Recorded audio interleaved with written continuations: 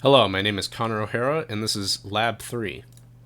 The video outline for this lab is that we're going to be going over the background and procedure for the lab, showing my data and calculations, going over a Python model for the lab, comparing that Python model with my calculations, and then answering some exit questions at the end. The goal for this lab is to find the distance dependence of the magnetic field due to a small bar magnet. We also need to determine specific variables using collected data from our magnetometer app. We also need to find the net magnetic field of the magnet and Earth using our data and create a visualization of our results at the end. There's some requisite knowledge that we need to understand first. We need to know how the superposition of our magnet's field and the Earth's magnetic field works, and how to calculate the on and off axis magnetic fields using the Biot-Savart law shown below. The procedure for this lab is that we're going to download an app called PHYS on our smartphone, and before we can start taking data, we need to determine exactly where the magnetometer is on our phone, and we can do this using the procedure shown on the right. After we do that, we can launch the app and compensate for magnetic north by zeroing out the x component, after which you can line up a ruler perpendicular to the north axis of the phone and start taking measurements at different distances. We can use our data to find the net magnetic field and then add a displacement to determine the off-axis magnetic field when displaced by a distance d. Here's my data where I have my average displacement from my magnet to the phone and the average recorded B value, all shown here at the bottom as well. I can then plot this data of ln x versus ln r, and I'll explain that equation in just a few slides.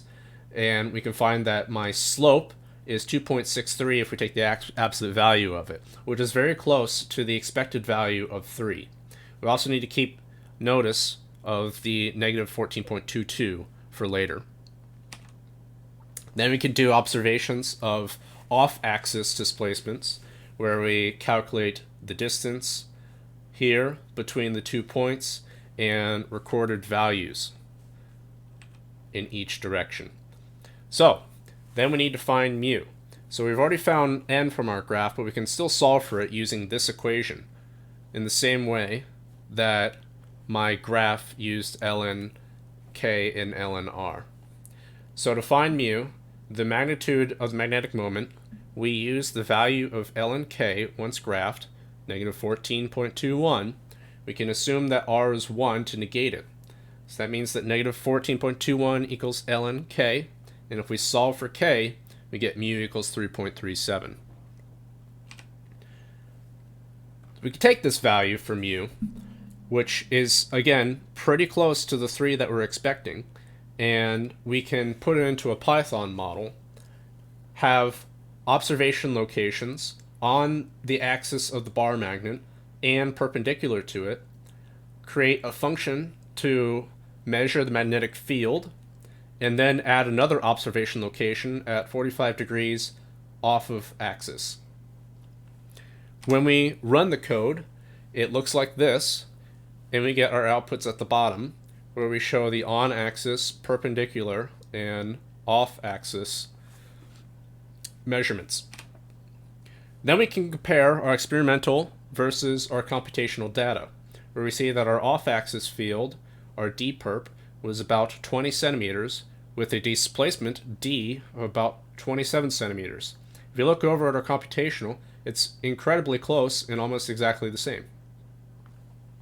And then if we look at our values of our x, y, and z, we compare them to our B field at 45 degrees, and they're not super close, but that is a failure due to the environmental conditions in which you'd be taking measurements in the real world. So, in conclusion, we can talk about some of our exit questions. Now, what would have happened if we hadn't oriented our experiment or our phone to compensate for magnetic north and had instead laid out our meter stick at some intermediate angle with respect to Earth's magnetic field? how would have your results changed? My results would have been inaccurate due to the Earth's magnetic field not being zero. This means that my results would have been unable to effectively estimate the magnetic field of the borrowed magnet alone. I would have had to throw out all of my experimental data.